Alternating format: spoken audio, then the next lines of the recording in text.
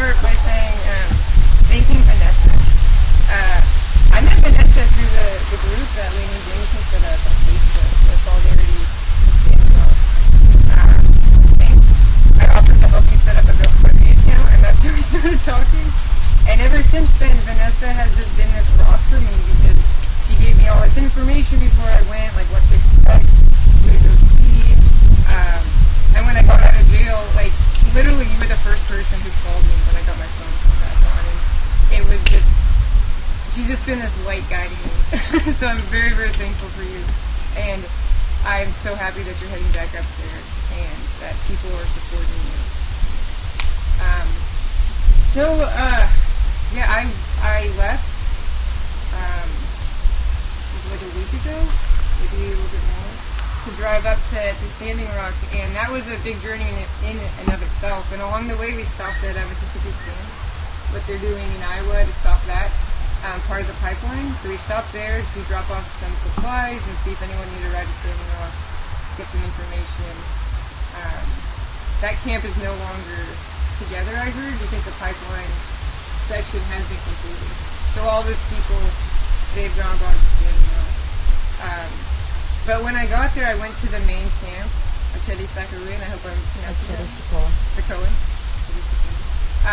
Everything Vanessa just said is absolutely true.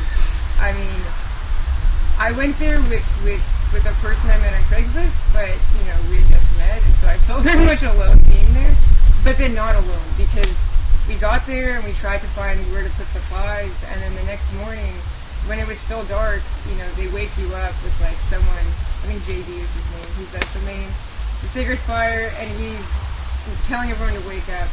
And so the first thing I did, the first morning I was there was a water ceremony. And I've never participated in anything like that. And that is what just made me feel so welcomed into the community, because the elders who were leading it, they were telling everyone there, they're like, say hello to whoever you're passing by. Like, don't be quiet, don't put your head down and walk away. And that's how people were, and that's how I became. I said hello to every single person I passed, and I'm not usually like that. And so the warmth and I don't know, it was just really powerful, just being that experience and being able to help out, because Vanessa did tell me that there were going to be a lot of people there, and some people would be helping, and then there'd be some people who they could be contributing in other ways. But I think if any of you are considering going up there, like, there's stuff to do, you know. And you know what I did most of my time there is I washed dishes. Like, I helped out in the wellness tent. They needed dishes washed. Helped out in the kitchens. They needed dishes washed. And it might not seem like this cool or like brave thing to do, but you know you're helping facilitate that camp to keep moving. Because, you know, when I was there, at least they stopped serving breakfast in the morning because they were short on kitchen staff. And you look around and see all these people, and you're like, how are we short on kitchen staff? So breakfast wasn't being served, just lunch and dinner. But, I mean, I was walking through the camp, and then people were like, are you hungry? Can we get you food? And, you know, so people are just, like, just surrounding you, and then you're helping them. And it was just really amazing. So I felt very encouraged. How many people are there? That's a really good question. It ebbs and flows. Yeah, that's what people kept saying. Weekends, it can go up to, with the weather and school being back in it, anywhere from 4,000 to 5,000 down to as few as a couple of thousand. So it ebbs and flows. My brother, Mekasi, who's Ponca, is out there. He told me when I talked to him last that at any given time there's a minimum of 1,500 people in the camp. Minimum.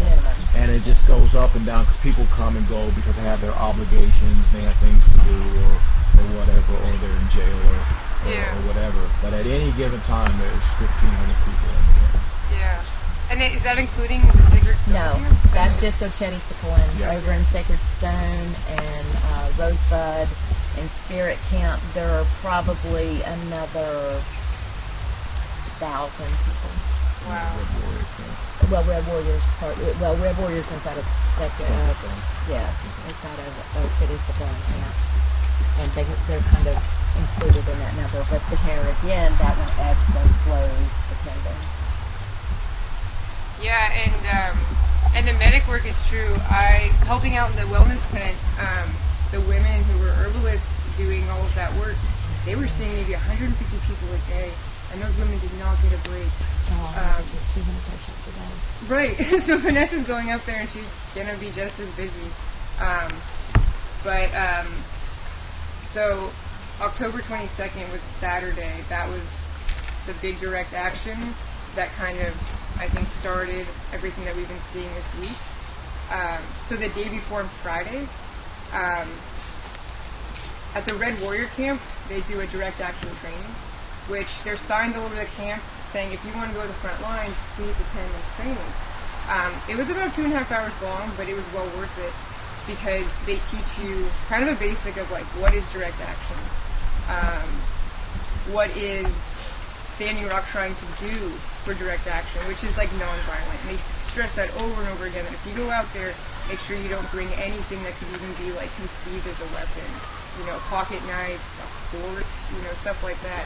And then they taught us like, you know, basic strategies, like linking arms, you know, putting your full body weight on the ground so if they try to rescue you, can't get out. So it was like a really comprehensive overview.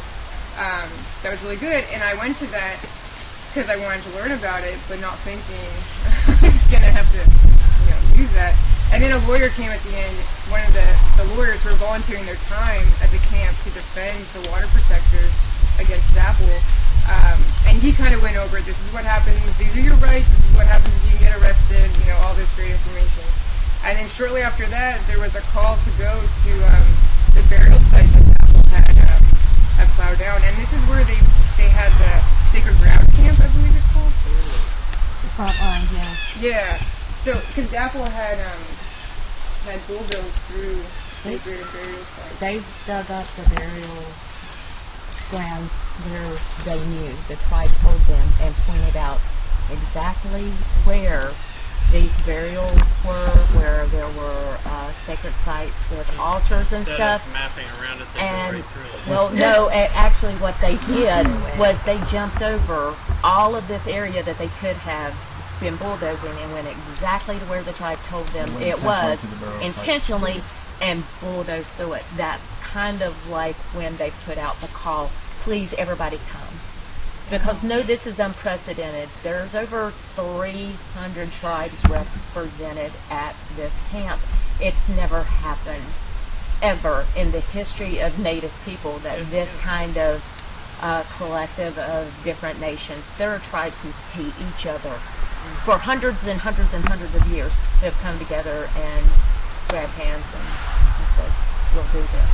I will say too, if I could, in addition to that law that they were talking about the other day, it was a treaty between two tribes, the Sioux, and I don't know the other name. My historian partner has it all, but I'm bad at pulling it together. But what's interesting about it too is it was a treaty between two tribes for peace for that land, and it was given to the Sioux, and we patted them on the back. We supported that treaty, and then we broke it 10 years later, and then we broke it again 2 days ago. So it was a reinforced pact at that time, and then we broke it, and then we broke it again. It's like patting someone on the back and saying, yes, this is yours, and then whenever we felt like we could, we took it. Well, they do that with every treaty they make about the American way. I really want Shana to finish what she did. It's important. It's important. So the Friday before, so everyone, I just finished that training, and then you see cars heading out. So jump in a car, you head out to that site, and there was a big prayer ceremony. Hundreds of people were there. But they said, nobody go across the fence. We're not doing any action right now. We're just praying. But DAPL was flying overhead. We had drones flying overhead. I only saw one cop car go by. So it was very peaceful. That lasted about an hour. Everyone headed back to camp. But the air was buzzing. Something was going to happen. Like, people were talking. You just felt this, like, heightened energy. And early morning, on Saturday morning, you hear a truck driving around the camp, you know, with a microphone. They're like, you know, warriors, wake up. You know, meet us at the south entrance. to the Sacred Fire there, like, just come there now. So I got up. Everyone just got up and ran. People drove their cars there, people ran. Like, I don't think anybody, like, stopped to eat or do anything. Everyone just ran to it. And for about half an hour, we prayed, and the elders spoke, and they kind of told us, like, what was going to happen. They said, we're going to caravan out there. And there were so many cars. And they said, stay close together because we don't want, the police trying to get in between those cars. So stay together, get people in your cars. And they said, once we're out there, they said, we're saying it to the men mainly. They said, like, watch your children, watch, the women, watch the elders. Because if things go bad, get them out first. And so then it was go time. And so, like, I jumped in someone's car, this really wonderful woman named Mary, and we caravan down there. Everyone gone down there. Cars we all parked on the side of the road. And then we all gathered in the same place that we had gathered the afternoon before for the prayer. And again, there was prayer again. Everyone gathered. Some people played some music. People were smudged. And we were getting ready to go because, everyone's trying to figure out who we following, what are we doing. And there was, like, a fence that they were beginning to put down so we could cross it. So to cross to get to the Dapple site 127, you had to walk along that path through the burial site that Dapple had bulldozed. So everyone's getting ready to go, and then a Lakota woman stands up, and she said, she screamed, stop, stop, stop, and she said, I do not feel comfortable with people crossing the land of my ancestors. And that just stopped everything, and there was, like, all of a sudden this big divide because, people were like, okay, wait a minute, that's true. Are we going to walk across this sacred burial ground to get there? Is there another way we could get to this Dapple site? And one young warrior stood up and he said, look in your hearts and pray, and if you believe this is the thing you should do, follow me.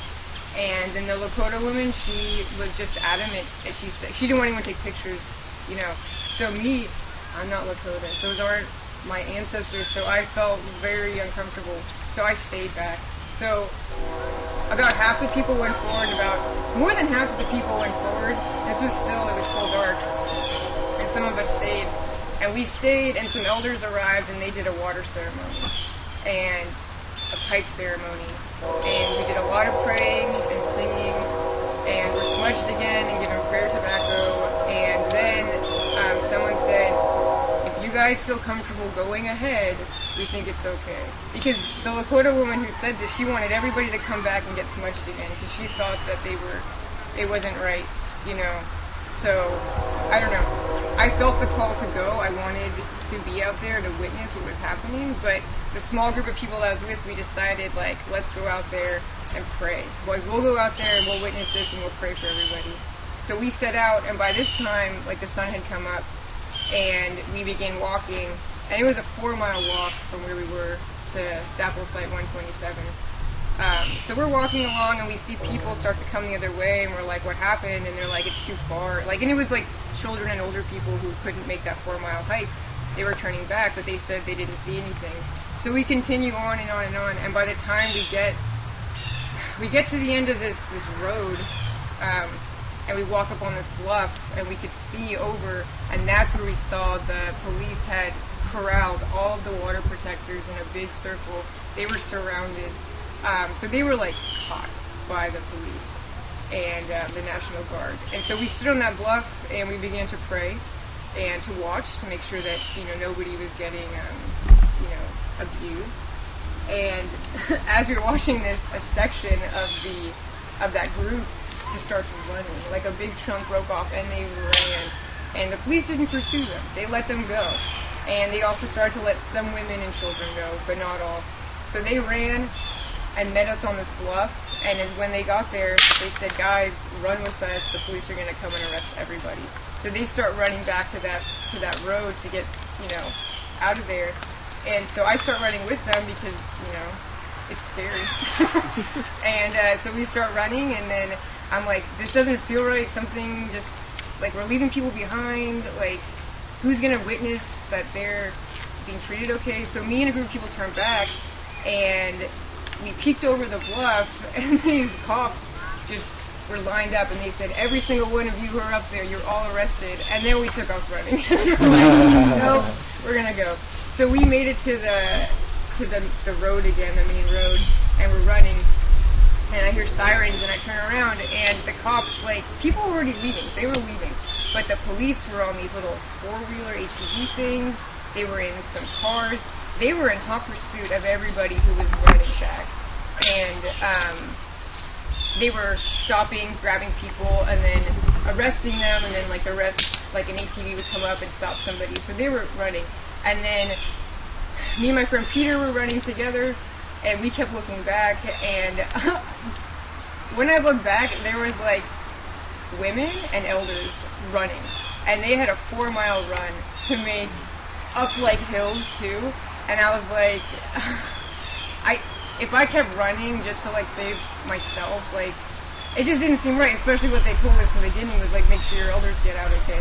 So me and my friend Peter went back, and then it was all kind of a blur, because the cops actually then jumped out of their cars and started pursuing us on foot. And I grabbed this woman's arm, and there was this man, Dakota, on crutches, and this guy was like, he was willing to be arrested, but he was an elder, and he was just kind of like, you know, trying to make his way, but he's on crutches. So it was like, it was hard to help him anyways, because unless you, like, were to pick him up. And I don't even know what happened. Like, the police showed up, and some of the women I was helping, they got away. And my friend Peter was right next to me, but before I knew it, my arm was grabbed. And my arm, and then my friend Lish, like, both of us got grabbed, but everybody else was let go. And I think we were the last ones to get arrested. And when they grabbed my arm, you know, I see Dakota, the man on the crutches, you know, standing there with us, and we're like, go. Like, just go. And he's like, no. He's like, I'm not going. And so we stood there, and I was very calmly telling the officer, I was like, you know what, we were leaving. We were just trying to assist these elders getting out of there. You don't have to do this. You can let us all go, because we were leaving. And he just said, no. And then, yeah, then we were handcuffed. And it was really funny, because we're all sitting on, like, the side of the road, you know, with the handcuffs on. And I look over to my left, and I see this friend Eddie I had made the night before. He walked me back from Sacred Stone Camp to the main camp, and I was sitting there, I'm like, Eddie? Like, what? So it was weird to see, like, a friend amongst this thing, and so we were all lined up. They went through all our backpacks and everything, and then there was a young native, a man who also was arrested, and he was telling them everything that, like, this wasn't right, trying to persuade them, like, what they were doing was wrong. And they were manhandling him. And that's what I saw them do with a lot of Native people, was just unnecessarily manhandling him. Like, it wasn't needed, you know. And so we spent about half an hour, you know, cuffed while they were going through our stuff and asking us questions. And they hadn't arrested Dakota yet. And he was walking up to everybody in the line, offering his water to them. So, they were letting him do this, and then, you know, the officer finally turned to him and said, sir, I'm going to have to arrest you. And we were all like, seriously, like, don't arrest him, but they did. And I found out that he had a spinal injury, so that's why he was on crutches. And then they put me and Lish and Dakota in the back of a cop car, and the ride, we were meeting everybody else who they had corralled all the water protectors, and the ride was super bumpy. We were all leaning forward like this. Dakota was in a lot of pain, and we kept telling the police, you know, he's in a lot of pain, can you uncuff him? And they wouldn't listen. They were police brutality. I mean, to give the officers credit, they were cordial. They weren't, like, rude. These guys, at least, who arrested us. But I've never been arrested, and it felt weird because they were writing on, like, stickers, like, what we had done, and, like, they called it tagging us. They were, like, tagging us with stickers on our backs. And it was just bizarre. So we get back to where everyone's being arrested, and we get let out. And this is what really upset me, because the cops, they felt, and the state police, they felt like they did a really good job because they got all the water protectors, and they were open. They were standing there going, water his life, move Tony, like in our faces. It was incredibly rude and disrespectful, and they were making jokes. They were having a good time, and they had a school bus. They loaded up a lot of people on, and me and a few others went in a paddy wagon, and it was about a 40-mile drive to Mandan, where we then. And at this time, like, I don't know how many people were arrested, because we heard at first it was like 80, and then it went up to like 140, but we had no idea. But when we all arrived at the police station at Morton County Jail, we were all led into like their lower level. I don't know what this place was, but there was like, you know, cars there. It looked like a parking garage or whatever. So they put us all in there. Everyone was cuffed, so we were all mixing around, you know, and I saw some of my friends who also got arrested, so we joined up and we were like, you know, telling what happened to each other, and then the cops were like, everyone needs to get into 2 lines, like male and female. So they separated men and women, and that's when a lot of yelling began, because a lot of the water protectors who were men, they began yelling, "Fuck the police." And I understand that, because we were angry. Then there was some other people, mainly women, water protectors, who were then saying, like, we need to keep the peace, like, everyone needs to keep the peace. So there was a little division, I felt. I understand that anger, but I don't think it does any good to have that anger.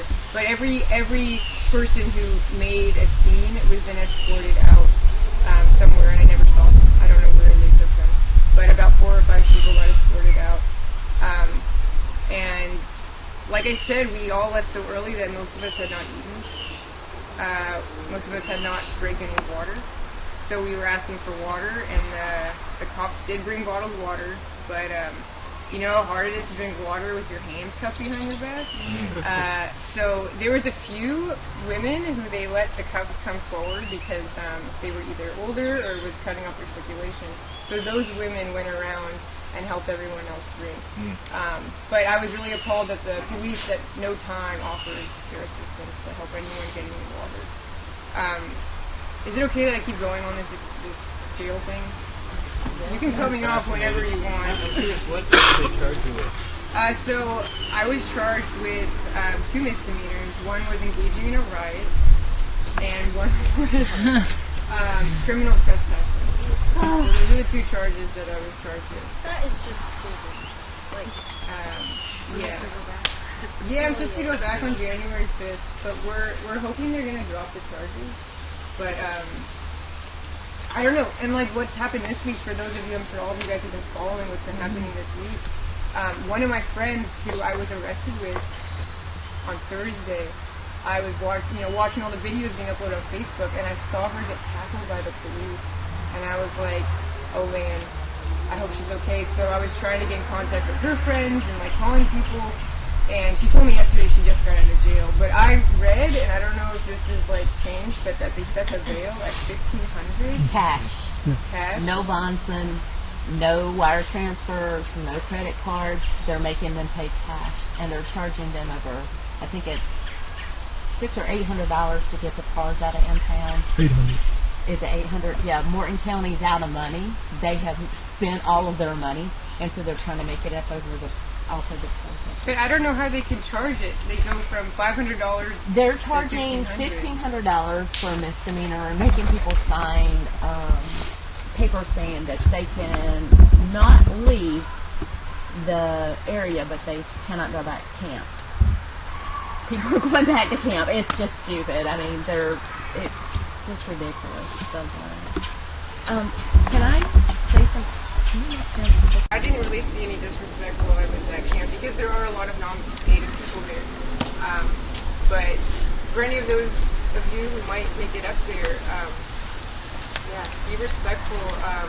I was very much like, I don't know if I could participate in this ceremony. I don't know if this is like whatever. So I always waited, until there was like an invitation, I guess, from people. But as we know, like, this pipeline was originally scheduled to go through Bismarck, and it was going to affect white people. But because of where we're at in this country, they say no, and they move it to the trade. So that in itself is such, one is a huge environmental injustice against the Native people of this country, but it's also for anybody going up there, they need to follow the lead of the indigenous people leading this fight. And I can't stress that enough, because I'm of the personal opinion that like this is coming to like a head, like where we're at in this country, like just looking at the election that's happening right now, you know, the Black Lives Matter movement. I mean, a lot of civil rights issues that are happening and being violated. And I think right now, as a white person, and as this country that is ruled by white people right now, we need to take this time to be silent, and we need to listen, and we need to follow the lead of the people that stand in law, and we need to support them. And that's what everyone here is doing. We are there to support them. But we need to be quiet. We need to like just listen to them, because if we don't, I don't think that we're gonna make it. I think that we need to realize our errors and to make amends to them. And I hope that this pipeline is stopped. I hope that the Obama administration wakes up and stops it. But even if this pipeline is stopped, that's not enough. The DAPL needs to pay for what they've done by hiring the security, the Morton County Sheriff.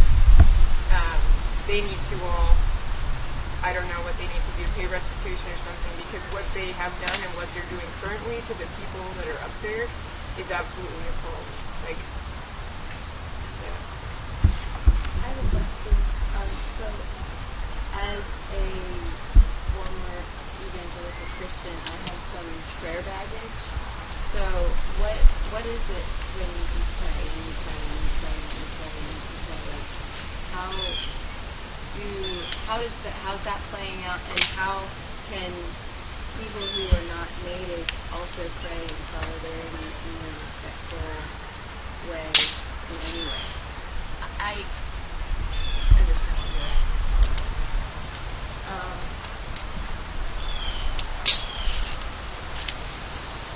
we as native people, we are Christian. There are Buddhists. There are all kinds of religions in the Native community that, and remember, each tribe is different, but in most tribes that I know of, we pray to one Creator. And what I always try to tell people is, I'm praying to Yahweh. I'm praying to the Creator. It's the same as your life. It's the same as somebody who's praying Buddha or whoever you pray to. Most people believe in the same thing.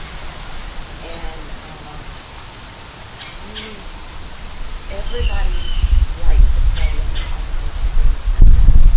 It's what you believe in your heart and what you believe in your thoughts to be your protector in your life.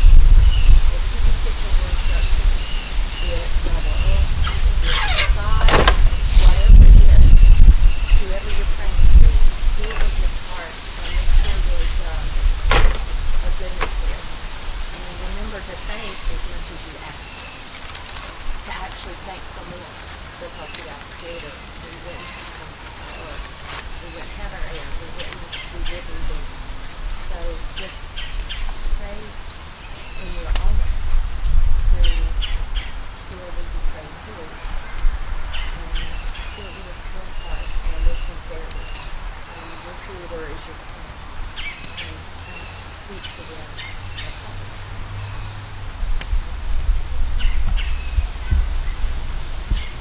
Prayer is a very powerful thing, and if you look at life from a linear point of view, as the Europeans do, you don't really kind of see that.